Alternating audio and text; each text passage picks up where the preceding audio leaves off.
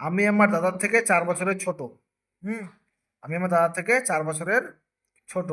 দাদার বয়স 1 বছর হলে দাদার বয়সের মধ্য দিয়ে লেখার চেষ্টা করি। হুম মানে দাদার বয়সটা কত বছর? 1 বছর। আর আমার আমার বয়স হচ্ছে দাদার থেকে 4 বছরের ছোট। আমি দাদার থেকে 4 বছরের ছোট।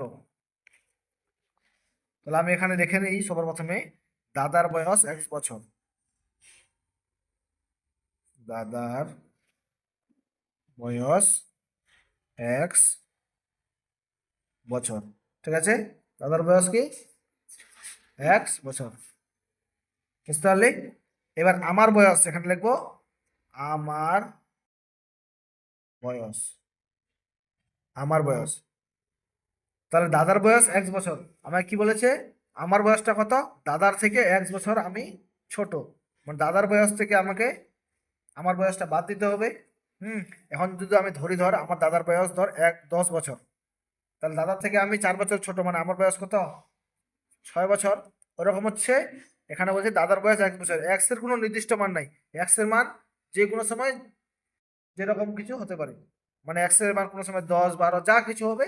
মানে ওই বছরের বয়সটা থেকে আমার বয়স, মানে দাদার বয়স থেকে আমার বয়স 4 বছরের ছোট। তাহলে আমি এখানে যদি আমি দাদার বয়স 1 বছর হয়, তা দাদার থেকে আমি 4 বছরের ছোট, মানে আমাকে এক্স থেকে 4 এখানে বিয়োগ করতে হবে। তাহলে আমার বয়স x - 4 এত বছর। বুঝতে পারলি? এটাই হচ্ছে উত্তর।